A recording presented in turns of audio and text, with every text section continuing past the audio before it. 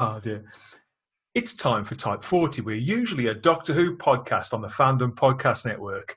On this show, we take an in-depth and closer look at this beloved television series, the spin-offs, and even the merchandising. Doctor Who's a global fandom phenomenon that has shaped the landscape of science fiction on TV for over 5 decades and counting. So step into our TARDIS, or into this TARDIS behind me, and share our journey together here on Type 40. Yeah, welcome to a bit of extra Type 40 goodness. Well, it's this afternoon. I was going to say it's an afternoon for me, and it's an afternoon for him. I've got somebody with me this time. I usually do this every few weeks. I call it Type Over 40, mainly because that makes me laugh when I'm over 40. And as luck would have it, so is the gentleman who's with me this time. I've got Simon Horton with me. Hello, Simon. Hello, Dan. It's nice to see you there. This is a new one for me. This is good to do. We've done a few podcasts together, but this is the first time that I've got involved with a Type Over 40, and I'm well over 40. So yeah, it's good to be on board.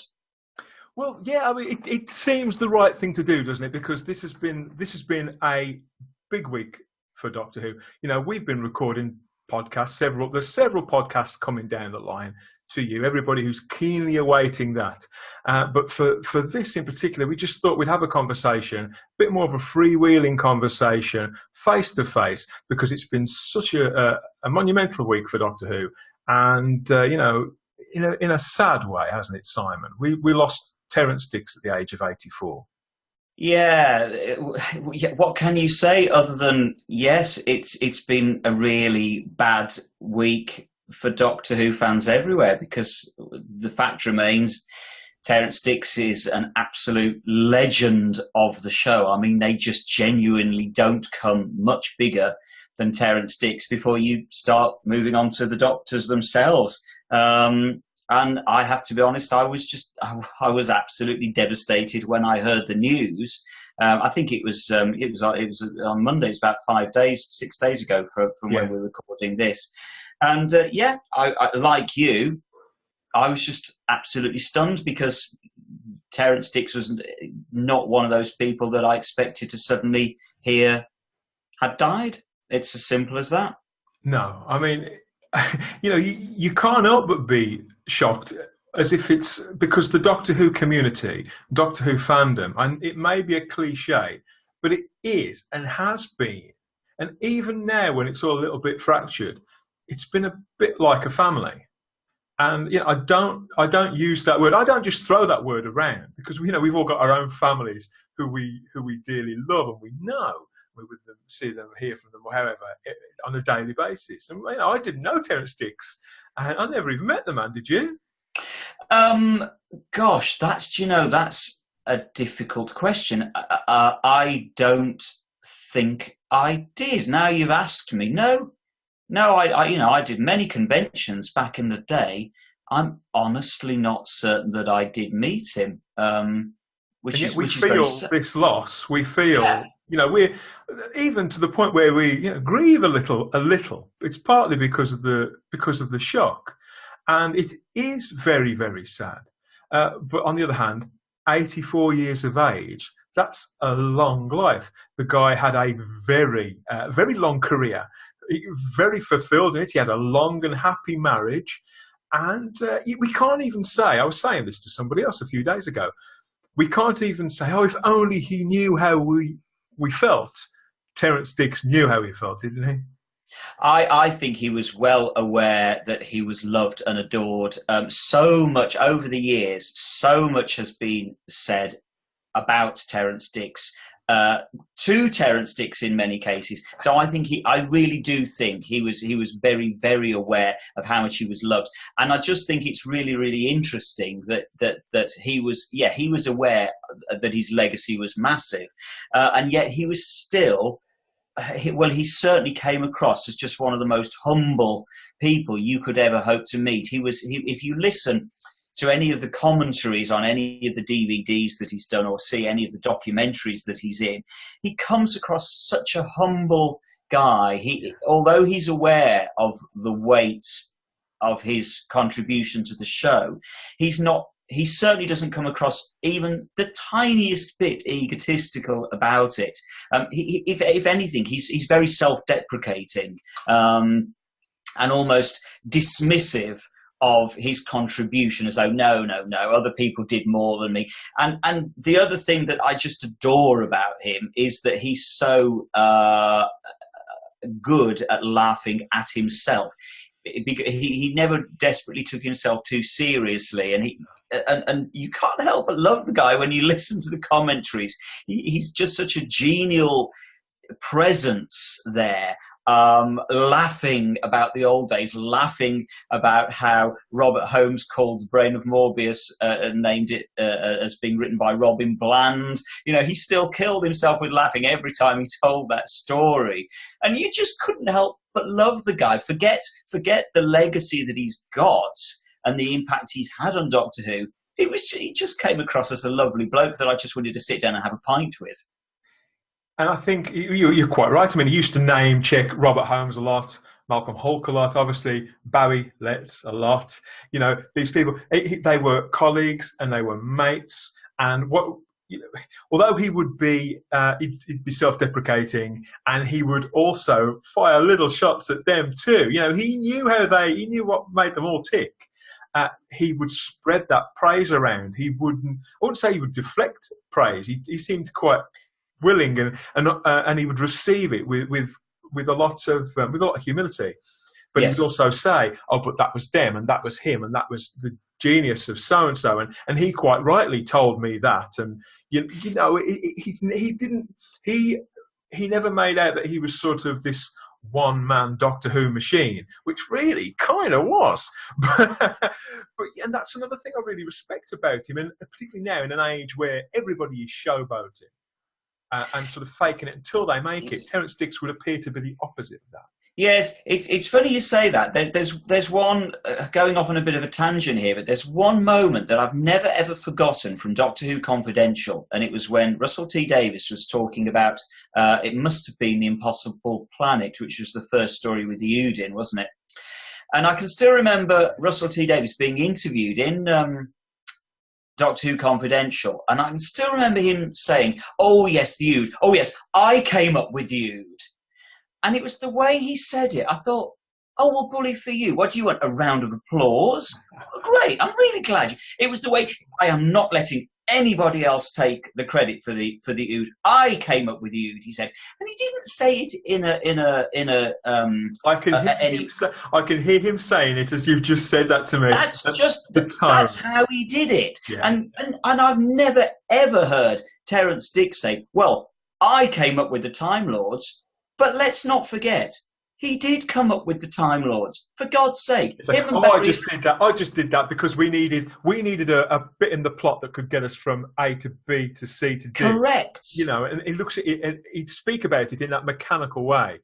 Correct. You know, I don't know how much of that it's not as if this stuff passed him by. I mean, he was quite fluid. He used to talk about continuity as being, you know, like, "Oh, don't bother including anything that was over 3 years ago because people won't remember."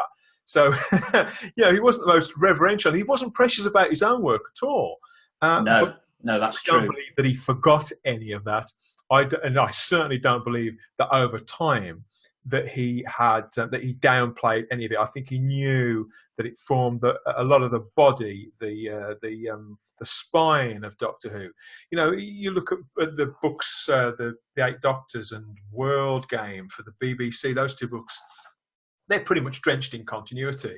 You know, yes. Him writing to his era, but it's all in there. It's all forming the body that the story sort of flows around. So, you know, there are things that Terrance Dicks said and the way that he actually was. I think at the end of the day, he was a consummate professional, a product in the same way that Terry Nation was a product of the same sort of age, wasn't he? Where it was a business you got into. If you could, regardless of whether you had an affinity for it and you wanted to do it, it was whether you got a talent for it, whether you had a head for it, the same way that people can have a head for business or whatever else, and what you could get away with. Yeah, he's just one of those people. I mean, it's interesting because I think it's true to say that his impact on the show isn't underestimated, and that's why everybody feels it so keenly this week with him going, simply because sometimes it's easy to say, oh, he's underappreciated, he's undervalued. Well, he's not. The Who world really valued and appreciated him, and that's why we're all feeling it so hard this week. I mean, interestingly, on the one hand, he could be seen very much as sort of a jobbing writer, in that he could literally turn his hand to anything and just write a story about it. But on the other hand, you're quite right in pulling up his brilliant awareness of Doctor Who continuity, to the extent where his knowledge of continuity was as good as yours or mine as a Doctor Who geek. Way better than mine. and this was a professional writer. One of my favourite books that he wrote was The Eight Doctors, which I think was the first Eighth Doctor novel. I think that was the first BBC book that launched the range, wasn't it? And it's just very telling that who did they turn to launch the range? Terrance Dicks. And quite rightly so. And the book itself is just brilliant. You're right, it's the same as World Game. It's just literally drenched in continuity. But the way he draws all of these strands together, it's almost, well, if anything, it is fan fiction. It's the kind of thing that you or I would want to be able to write as a fan, but we do dismally as it, where somehow he manages to use all this geeky fan continuity and actually write a brilliant book at the same time. The guy was a genius. Touched with all, it doesn't feel like it's hard work. No. And that's why it can fool you into thinking that, hey, I could have wrote this. Whereas we couldn't have done. No. The trick is in making it seem that we could have wrote. Correct. It all flows and feels so natural, and the characters belong to one another. And I mean, this is why when you watch a film or read a book or whatever else, and sometimes you can hear the gears crunching as the writers are trying to get it to move. And you never felt like that with Terrance Dicks, and never felt like that with Terry Nation, even if because it was to keep the machine oiled all the time. I was looking back over Terrance Dicks' credits earlier on, and so he was involved from 1968, and you could say that he's still involved now. His last short story for Doctor Who hasn't even been published yet. It's out towards Christmas, I think it is, in the Target storybook, I think it's called. And so he's still got more to come. So he's been involved in Doctor Who for 50 years. That has to be the longest connection to the show, the fictional universe. I can't think of anybody who can. I think you're spot on. Somebody might write in and prove us wrong, but I'd be amazed if anybody does. I think you're spot on, Dan. Yeah, I think he's probably A, the longest contributor, but B, also the most prolific contributor. That surely has got to be beyond doubt. He's got to be the most prolific contributor, dating back, as you say, to 1968. I think his first involvement is on The Invasion. The first credit he gets is on the War Games, but the first scripts that he writes apparently is the last 3 episodes of The Seeds of Death that he wrote from Brian Hell's. I've read that he was uncredited on the Dominators to some degree as well. Yeah, so his shadow is immensely long over the show, and I know I'm right in saying that he was the most prolific contributor to the show. He's got to be. Who else could take that mantle? And certainly Games, which he wrote with Malcolm Holt, didn't he? Yes. And then Robot, Brain of Morbius, Horror of Fang Rock, State of Decay, and the 5 Doctors. That's and the Brain of Morbius, which was that was under Robin Bland, wasn't it? Correct. Yeah. So that does count before anybody says. Absolutely. Absolutely. So do you have a favourite from all that lot, Simon? Yes, I do. Undoubtedly, it's the Horror of Fang Rock for me. I just think that's just a work of absolute, utter genius. It's one of my favourite classic stories. But also what's particularly interesting about it, of course, is that it came along purely as a replacement for the story that he was meant to do in that slot, which was the vampire mutation that ultimately became State of Decay. And when he was told I'm sorry, Terrance, you can't do that. You've got to do something else. Well, a lesser writer would probably just run under a bush and cry and think, oh, I love that story. What am I going to do? No, Terrance just picks up the baton from Robert Holmes, who says, I want a story about a lighthouse. And he just runs with it and writes one of the best stories, I think, in the entire classic run. So I just love Horror of Fang Rock. What about you? Well, I can never decide. You know, I think to my, but no, I've got an answer. It is the Five Doctors, and that seems a little bit like cheating, but in a sense, it's the most Terrance Dicks story of them all. I mean, it was so important. That story was so important to my upbringing, to my entire Doctor Who story. But aside from that, and aside from the obviousness of it, because it's got all the Doctors in it, so it's really cool, and it's got this, it's got that. I genuinely really like that actual story. I think he writes it beautifully. I think just like you've described with the Horror of Fang Rock, there was curveballs coming at the man from every direction. People dipping in, people dipping out. Absolute lunacy. He must have been writing the thing on the seat of his pants, and it's still good. It still holds together. The book is just as good. And yeah, I've watched it. I've watched that thing. It's got to be 100, 150 times. I totally agree, Dan. I adore The Five Doctors, and it's probably the story more than any other that I've probably watched more than any other, simply because, again, of what it is. And, of course, it's interesting because Robert Holmes started to write it and flunked on it eventually, couldn't do it. Now, we always recognise Robert Holmes is generally recognised as probably the best Doctor Who writer of all time, and he probably is, but it's very telling that as good a writer as he is, he couldn't do The Five Doctors, whereas Terrance Dicks, again, rises to the occasion and does it brilliantly. And again, it's a lovely story that Terrance tells, whereby JNT apparently asked Terrance, you know, can you start to write The Five Doctors? Because we're not quite certain whether Robert Holmes is going to work out or not. So you both write your story, and then we decide who wants to do it, we use. And of course, Terrance, with typical Terrance aplomb, says, no, I'm not doing that. If you want Robert Holmes to write it, you get Robert Holmes to write it. If you want me to write it,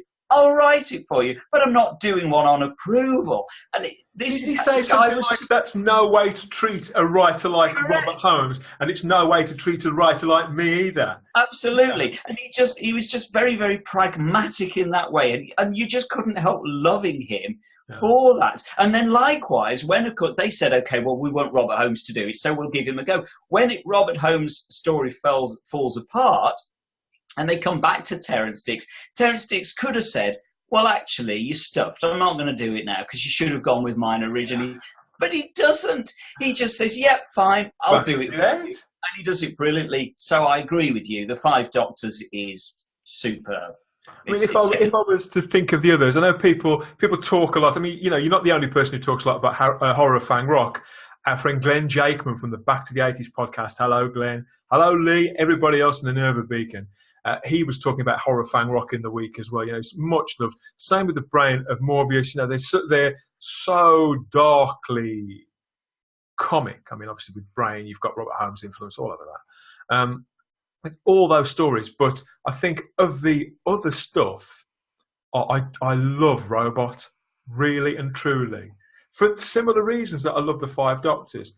It's beautifully simple, and there's so many strings to it, and there's so much in those four parts, and it just feels so alive, and every line of it is the dialogue seems to be right on the cusp between being flippant and being very TV, and yet things that people would actually say to one another. I don't know how he managed to strike that balance, because, you know, Stephen Moffat struggled striking that balance. You know, lots of writers old and new struggle with striking that balance. Yeah, well, it's interesting because I think, you bring up the comparison there with somebody like Stephen Moffat. And again, I think to me personally, it shows the difference between the two in that Stephen Moffat tends to very much overwrite stuff, in my view. Whereas you're spot on. Terrance Dicks somehow deftly and simply just manages to tell a rollicking good tale without the need to resorting to complications and florid writing and overwriting.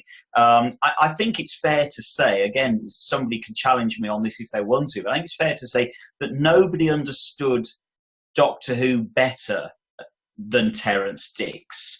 I genuinely believe that. You can look at the Russell T Davises, the Stephen Moffats, even the John Nathan Turners. I genuinely don't think anybody understood Doctor Who as well as Terrance Dicks and understood what made Doctor Who work. He absolutely got it in the intrinsic DNA of his being. He knew what made it work. He knew when he had to tell something like Horror of Fangrok that only had half a dozen characters in virtually one room. Yeah. And then he also knew when he'd got, as you were saying with the Five Doctors, multiple companions and characters being fired at him. 1 week they're in, 1 week they're out. And he's got to tie all this up into a massive epic. And he can do that as well. And I just think he's one of the only people that could actually understand the intrinsic inner workings of Doctor Who. And Terry Nation certainly didn't. Terry Nation thought it was all about the Daleks. Terry Nation. Well, as Terrance Dicks comically tells us, the number of times Terry Nation sold them the same story. No, says Terrance Dicks in an interview. No, you sold us that story last season, he'll say, because Terry Nation was a one-trick pony, bless him. Whereas Terrance Dicks, I see some of the same qualities, even though they expressed it differently, as you quite rightly recounted earlier on with the story about the Who. I see certain similarities in Terrance's writing and the momentum of it, and the way he puts words in characters' mouths to Russell T Davies. I think he's probably the closest. I think they both understood it equally for the times that they were working on the show in. I would agree with you there, Dan. Yes, culture in line with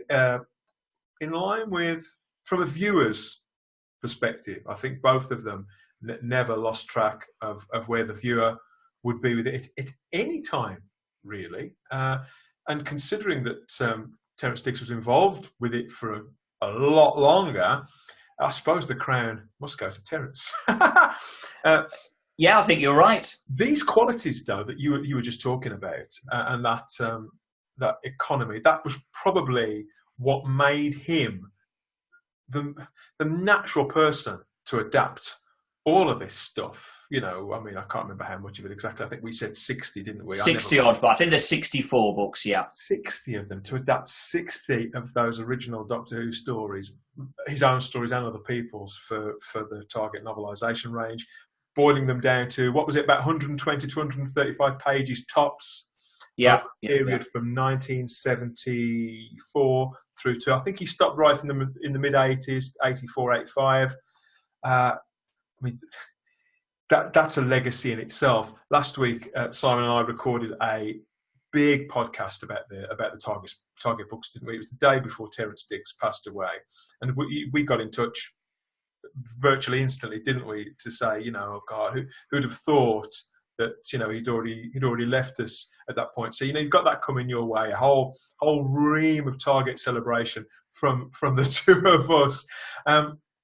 But his involvement started before then, didn't it, with the making of Doctor Who book, originally from Piccolo, and latterly, it wouldn't be a Type 40 without me doing that. And latterly as a reprint with Target as well, the making of Doctor Who, which Simon just happens to have. Yeah.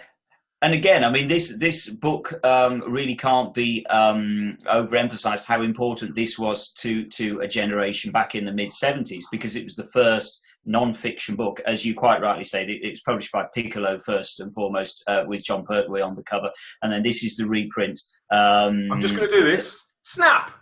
Look at that. We both have exactly the same book. And let's be honest, pretty much every classic Doctor Who fan out there is going to have this book. And it was great for us as kids, because it was the first time we were able to read up about some of the characters, some of the stories that we didn't even know existed. So it was a really significant book. And if it's okay, I'd just love to read this one little passage out of this, because I'm just saying that I don't think anybody understood Doctor Who better than Terrance Dicks. And this is from Making a Doctor Who. This is Terrance's own little one-paragraph description, really, of the Doctor. And I just think he says it beautifully. This is Terrance. He is impulsive, idealistic, ready to risk his life for a worthy cause. The Doctor hates tyranny and oppression and anything that is anti-life. He never gives in and he never gives up, however overwhelming the odds against him. The Doctor believes in good and fights evil. Though often caught up in violent situations, he's a man of peace. He's never cruel or cowardly. In fact, to put it simply, the Doctor is a hero. These days, there aren't so many of them around. Those are the words of Terrance Dicks describing the Doctor, utter genius, that he manages to boil down all of the Doctor's character into one little paragraph like that, and he absolutely hits the nail on the head. And just that very last paragraph about there aren't many heroes around these days. Well, Terrance, you're one of my heroes, and you always will be, and I love you to bits, and thank you very much for all of the hours of pleasure, weeks, months, years of pleasure that you've brought me as a Doctor Who fan. Thank you, Terrance. We salute you, sir. We salute you. What else? What else can we do? It didn't stop there, did it? You know, we got the two stage plays, which you went and you saw the Ultimate Adventure, didn't you? There was he wrote the 7 Keys to Doomsday, didn't he? And then the Ultimate. Yes. Adventure. Yeah. Did he do Curse of the Daleks as well? I think he might have done Curse of the Daleks. I might be mixing them up. I know he did two. No, I should have checked this up beforehand. I think he did Curse of the Daleks and. I told you my knowledge isn't up there. I think he did. I think he did both those. He certainly did the Ultimate Adventure. And again, it's brilliant. Who are you going to get to write a Doctor Who stage play that brings in ridiculous, impossible to put together concepts? Terrance Dicks, and he does it, and it was an enormous success. Everybody loved it. It is telling, isn't it? That every time we've talked about the BBC books, he was there right at the beginning of the BBC books range. He was there at the dawn of the New Adventures range. He wrote one of the Time Wirren books. There was there 4 of those in the original wave. Yeah, something like that. One of those. They went to it straight away, even though they had ambitions for that stretched way beyond and up to a higher demographic, a higher age demographic, certainly. And so they went to him right away for that. And you've got the Doctor Who independent films, Shakedown, and the 2 Mind Game films. I know he wrote. He didn't write Downtime, did he? But no, that was Mark Platt. But he certainly wrote Shakedown and Mind Game. And the fact that he was willing to do all this, to keep going back to it, obviously for the, I know money changed hands, but there was gas left in the tank over and over and over and over again. And I wasn't aware until this week quite how many other books Terrance Dicks have written. Have you looked through this bibliography, Simon? There's got to be, I lost count, there's got to be 100 odd. There are loads and loads of books. I remember as a child being obsessed by, I think it was the Star Quest books. Was one called Doom World, as I recall. I mean, these are sort of in my dim and distant memory now. But I remember pouncing on them at the time because I remember seeing them on the bookshelf and seeing Terrance Dicks' name.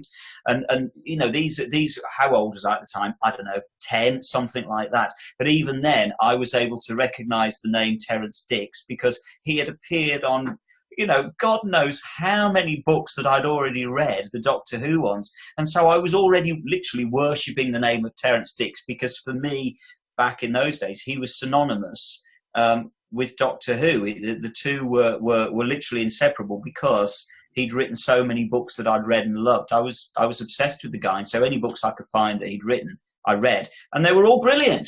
He's one of the most prolific writers of kids' books out there. They were just cozy, weren't they? I mean, there was no element of danger in them. I read very few of them.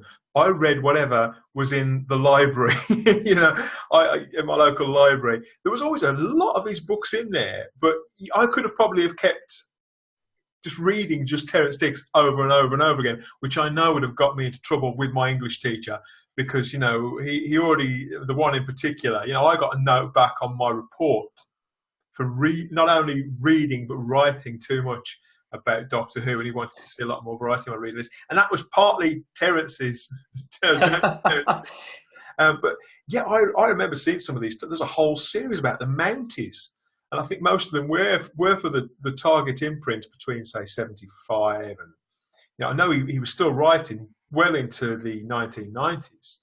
Just kept various titles about Mounties and science fiction, and sometimes about children in day-to-day life. Like you said, just going on otherworldly adventures, or those kind of adventure stories that would pull them out of the everyday, just to some degree or another. And I think that there was, obviously, because it's fantasy, it's the kind of thing that children want to fracture their everyday life. Wouldn't it be great if this happened, if I found some buried treasure, or if somebody knocked at the door and handed me a map, or handed me a will, or it was ideas like that. Or what about if that old thing, we've all thought of this, if that spaceship was to drop down out of the sky and the light fell on me. His stories, they came from a little place like that, didn't they? And yeah, he was just turned a couple of into audios.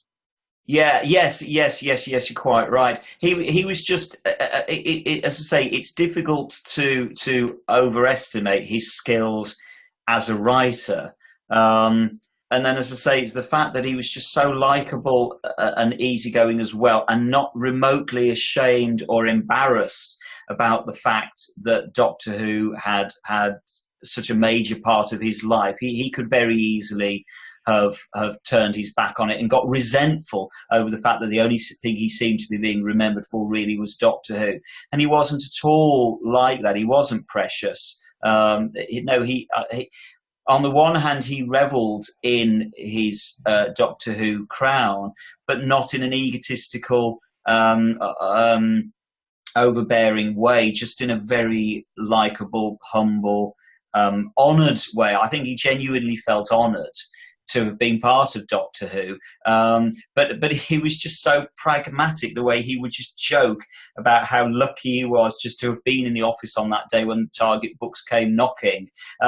He was aware of he had no side to him, he had no ego. He certainly didn't appear to. Well, just an adorable bloke. I suppose we could look at it as that things could have gone a lot worse for Terrance Dicks, couldn't we? This is the guy who started out working on Crossroads. Things could, yes. So why would he be embarrassed about Doctor Who when he works on Crossroads? I just hope I hadn't. Crossroads fan club out there. We love Crossroads.